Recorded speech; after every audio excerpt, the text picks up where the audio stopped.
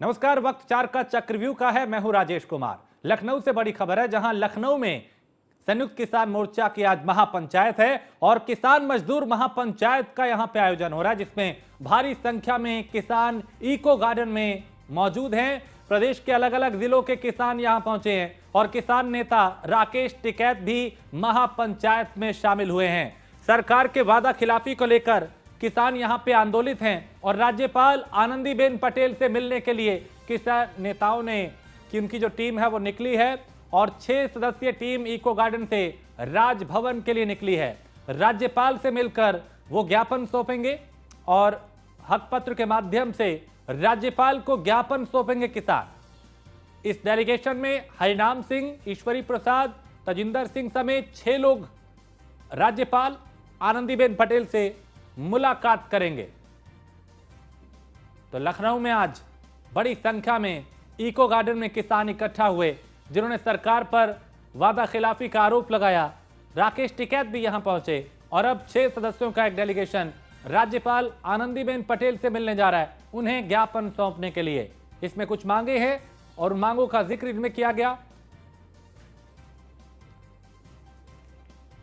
तो लखनऊ में संयुक्त किसान मोर्चा की यह महापंचायत, जिसमें किसान मजदूर महापंचायत का आयोजन हुआ है और भारी संख्या में किसान इको गार्डन में मौजूद है। प्रदेश के अलग अलग जिलों के किसान इको गार्डन पहुंचे हैं। बड़ी संख्या में किसान यहां पे मौजूद हैं। राकेश टिकैत यहां पे, कई किसान नेता यहां पहुंचे हैं जो सरकार पर वादा खिलाफी का आरोप लगा रहे हैं। कई मांगों को लेकर यहां पे अपनी आवाज को बुलंद करते हुए किसान दिखाई दे रहे हैं और आज राज्यपाल आनंदीबेन पटेल से मिलकर उन्हें ज्ञापन भी सौंपेंगे। 6 सदस्यीय डेलीगेशन इको गार्डन से राजभवन के लिए निकल चुका है।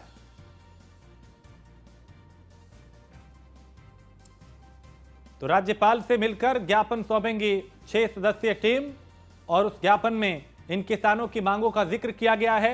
आरोप यह लगाया गया कि किसानों के साथ जो कहा था वो नहीं किया जा रहा। वादा खिलाफी का आरोप सरकार के ऊपर लगाया और किसान बड़ी संख्या में यहां इकट्ठा हुए। राकेश टिकैत भी पहुंचे, कई किसान नेता यहां पे मौजूद। नीलेश चौहान इको गार्डन से इस वक्त हमारे साथ मौजूद है। नीलेश, वहां पे बड़ी संख्या में किसान जुटे हैं। आज राज्यपाल से मिलने के लिए भी एक 6 सदस्यीय डेलीगेशन निकला है। इस वक्त क्या वहां पे हालात?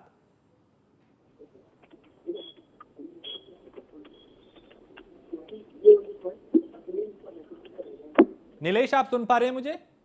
देखिए, बिल्कुल जिस तरीके से आज जो है किसान संयुक्त मोर्चे की तरफ से आह्वान किया गया था कि लखनऊ के इको गार्डन में एक साथ जो किसान नेता हैं और किसान प्रदेश भर के इकट्ठे होंगे, जिसका नेतृत्व राकेश टिकैत के द्वारा किया जा रहा था। उसके साथ साथ तमाम किसानों के जो नेता थे वो एक साथ इको गार्डन पहुंचे थे।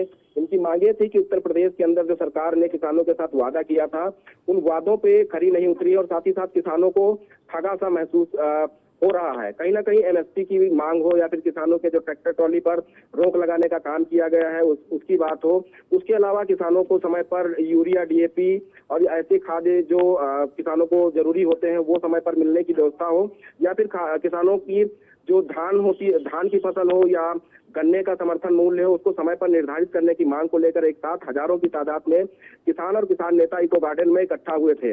राज्यपाल से मिलने के लिए 6 सदस्यीय टीम जो है इको गार्डन से राज्यपाल के हाउस के लिए रवाना हो गई है, जिसमें अगर हम बात करें किसान नेता हरिनाम सिंह है, ईश्वरी प्रसाद है, तजिंदर सिंह है, उनके साथ साथ कुछ और किसान नेता हैं जो अलग अलग संगठनों से जुड़े हुए हैं।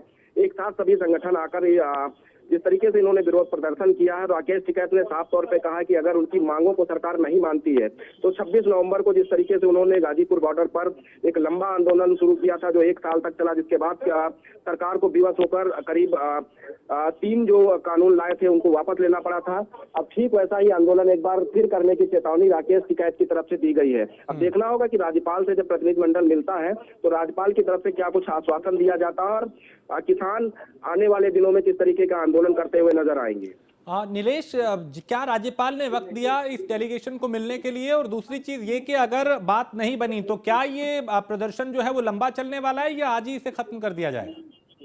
देखिए बिल्कुल जो प्रतिनिधिमंडल राज्यपाल से मिलने गया है, राज्यपाल से उनकी मुलाकात होगी। मुलाकात करने के बाद जब वो वापस इको गार्डन पहुंचेंगे, जहां पर किसानों के बड़े नेता कहे जाने वाले राकेश टिकैत से उनकी मुलाकात होगी।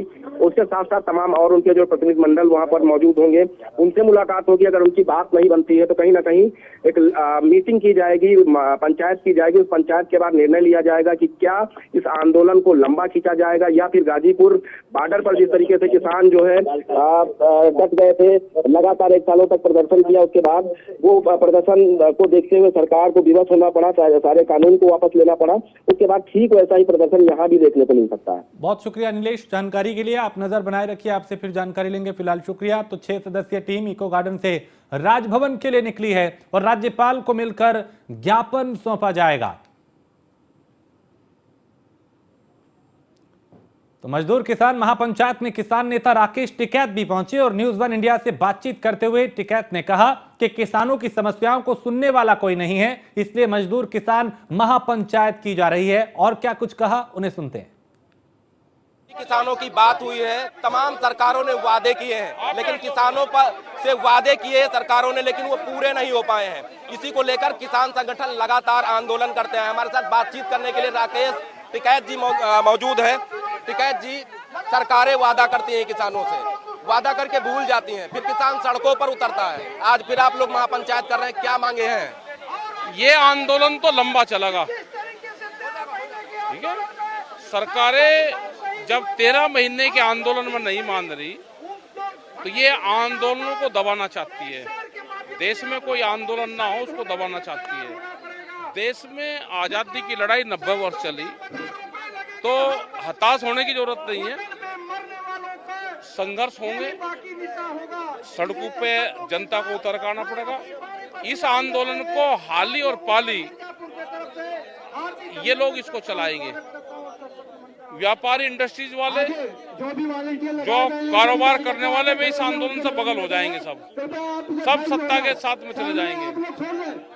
तो ये संघर्ष लंबा चलेगा। ये सर, किसानों से वादे किए जाते हैं। किसान अगर काम करना खेतों में बंद कर दें तो देश की आर्थिक स्थिति खराब हो जाएगी। अब किसानों की आर्थिक स्थिति खराब है, आवारा पशु रोड पर घूम रहे हैं, खेतों में घूम रहे हैं, फसलें बर्बाद हो रही हैं, कटीले तार किसान नहीं लगा सकते हैं।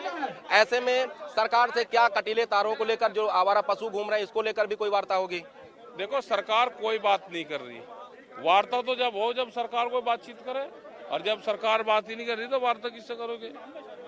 वार्ता तो भाई दीवारों से कर लो, अपनी बात प्रेस के माध्यम से अपनी बात कह दो। सरकार तो देश में है नहीं। जो बातचीत करने वाली थी, जो लोकतांत्रिक सरकार थी, वो देश में नहीं है। देश में तानाशाहों की सरकार है। वो कब बात करेगी, कब करेगी, उसका तो कह नहीं सकते। सर, गाजीपुर बॉर्डर पर जब आपका आंदोलन चल रहा था, मैं भी वहां कई बार गया, देखा एक लंबा आंदोलन चला, तमाम आरोप का दौर लगा। किसान थे तब भी लड़े थे, एक बार फिर से वहीं आंदोलन बनता हुआ आया कि सरकार ने वादा किया, अब वादा खिलाफी कर रही है। राजभवन जाने का आपका प्रोग्राम था, वो क्या रहेगा?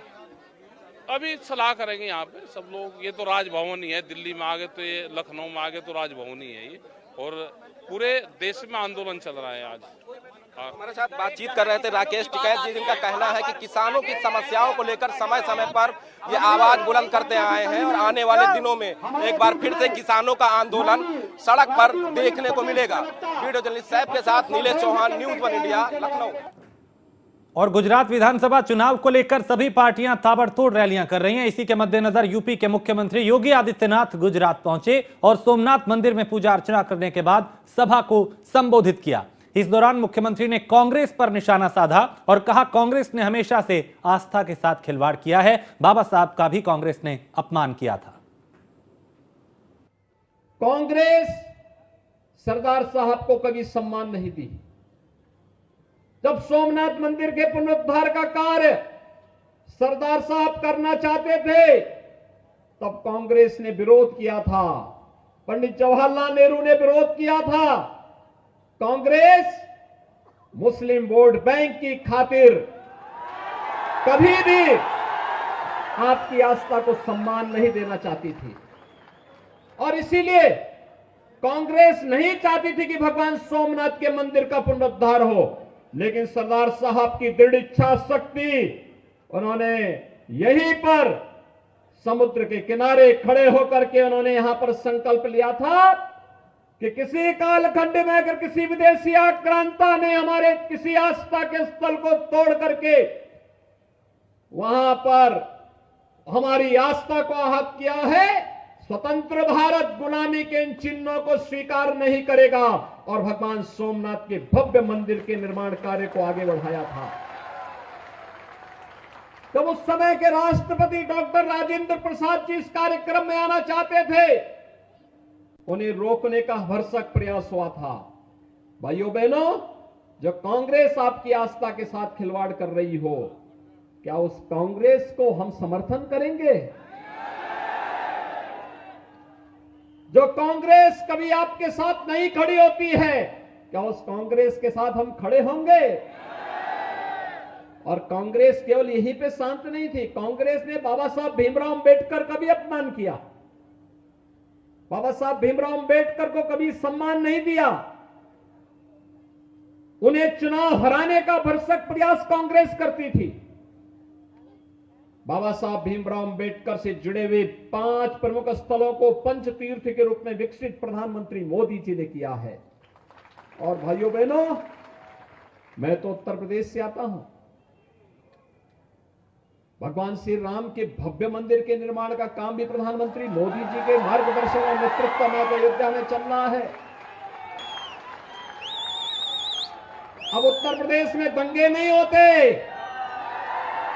जो पेशेवर दंगाई थे, गुंडे और अपराधी थे, जो कांग्रेस और उसके सहयोगी दलों के संरक्षण में गरीबों का, व्यापारियों का, आम नागरिकों का शोषण करते थे, आज उत्तर प्रदेश का बुलडोजर उनकी छातियों पे चढ़ करके उत्तर प्रदेश को दंगा मुक्त कर रहा है। और इसलिए भाइयों बहनों, मैं आप सबका आह्वान करने के लिए आया हूं। आज वैश्विक मंच पर भारत की प्रतिष्ठा बढ़ी है। भारत दुनिया की एक बड़ी ताकत बना है। जब भारत अपनी आजादी का अमृत महोत्सव मना रहा है, तो भाइयों बहनों, जिस ब्रिटेन ने 200 वर्षों तक भारत में शासन किया था, उस ब्रिटेन को पछाड़ करके भारत दुनिया की 5वीं बड़ी अर्थव्यवस्था प्रधानमंत्री मोदी जी के नेतृत्व में। और गुजरात के रण में सीएम योगी ने हुंकार भरी, जहां आम आदमी पार्टी के संयोजक अरविंद केजरीवाल पर तंज कसा। सीएम ने अरविंद केजरीवाल को नमूना बताया। आप आतंकवाद की सच्ची हितैषी है, ये उन्होंने कहा। अयोध्या में राम मंदिर का विरोध उन्होंने किया, तो सर्जिकल स्ट्राइक का आपने सबूत मांगा। ये तमाम बातें यहाँ पे मुख्यमंत्री योगी आदित्यनाथ ने की। गुजरात में थे वो, आपने उनके संबोधन को भी सुना और उसमें भी इन बातों का जिक्र किया गया। उनके निशाने पे कांग्रेस भी रही और आम आदमी पार्टी भी रही। उन्होंने सरकार की उपलब्धियां भी गिनवाई और विपक्ष पे वार भी किया।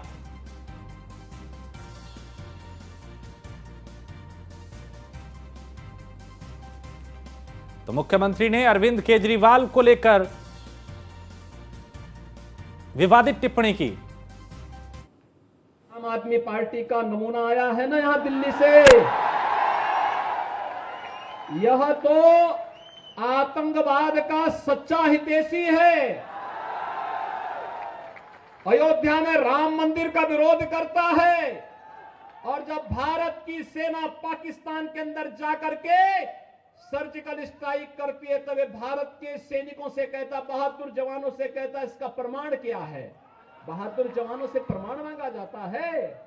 पाकिस्तान चिल्ला रहा है कि हमारी कमर तोड़ दी है भारत के जवानों ने, लेकिन आम आदमी पार्टी को इसका भी प्रमाण चाहिए होता है।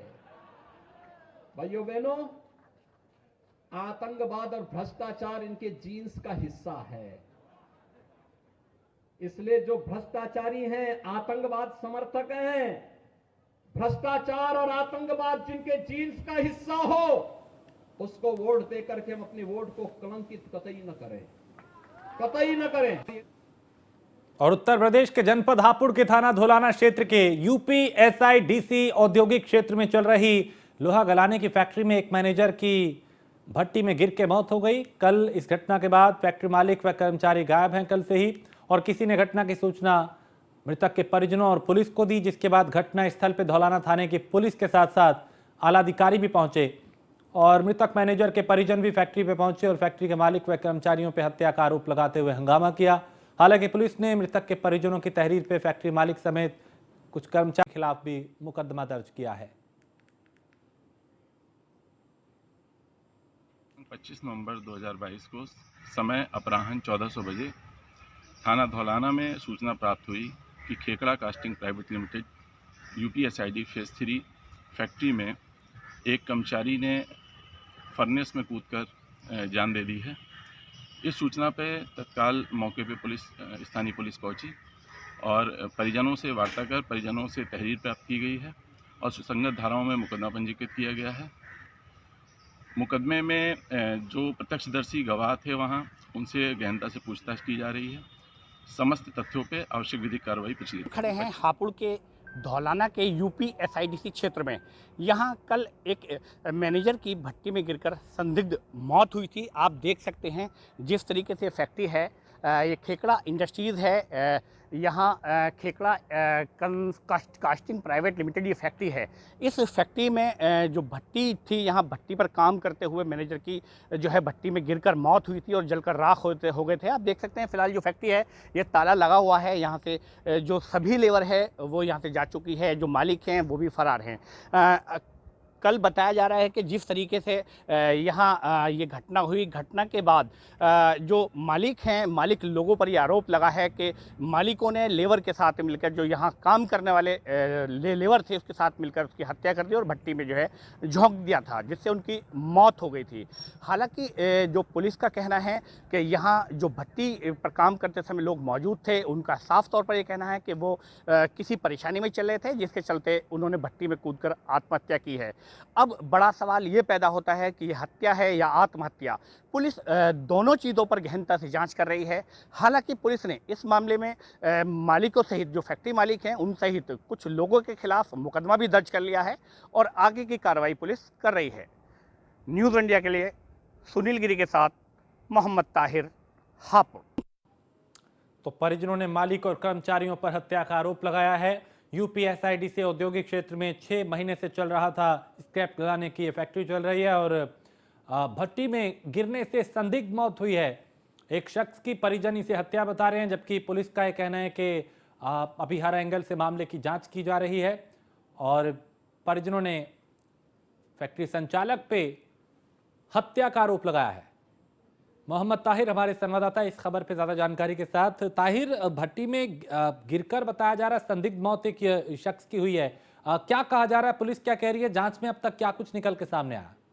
हाँ जी, आपको बताना चाहूंगा ये कल का ये मामला है जहाँ जो फैक्ट्री है, इस फैक्ट्री में लोहा गलाने का काम होता था, जिसमें एक मैनेजर हैं जो गाजियाबाद के नंदग्राम निवासी हैं, उनकी मौत हुई है। कहीं ना कहीं जो यहाँ लोग मौजूद थे, जो चश्मदीद थे, उनका साफ तौर पर कहना है कि जो मैनेजर थे वो डिप्रेशन में थे और परेशान चल रहे थे, जिसको लेकर उन्होंने जो भट्टी में वो कूद गए और उनकी जो है मौत हो गई। वहीं जो इनके परिजन हैं, जो मृतक है, मृतक के परिजनों का आरोप है कि फैक्ट्री मालिक से कर्मचारियों ने मिलकर इनकी हत्या की है और भट्टी में जिंदा जला दिया। तो वहीं पुलिस जो है हर एंगल से मामले की जांच कर रही है और जल्द से जल्द दूध का दूध और पानी का पानी इसमें खुलासा कर देगी पुलिस। बहुत शुक्रिया मोहम्मद ताहिर इस तमाम जानकारी के लिए। तो यहाँ पे संदिग्ध हालात में युवक की मौत हुई, अब पुलिस हर एंगल से मामले की जांच कर रही है।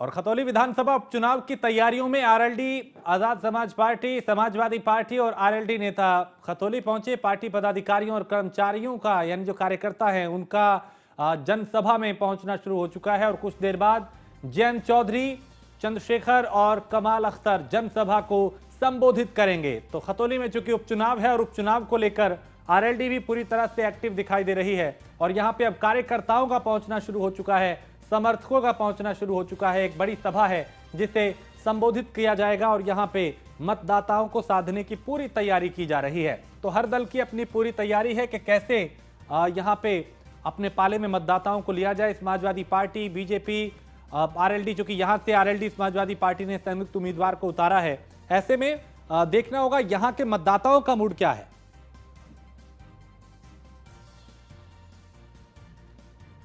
तो कुछ देर बाद जयंत चौधरी भी यहां पहुंचने वाले हैं जो यहां सभा को संबोधित करेंगे। तो आजाद समाज पार्टी, समाजवादी पार्टी और आरएलडी नेता खतौली पहुंचे हैं और पार्टी पदाधिकारियों और कार्यकर्ताओं का जनसभा में पहुंचना शुरू हो चुका है। कुछ देर बाद जयंत चौधरी भी यहां पहुंचेंगे।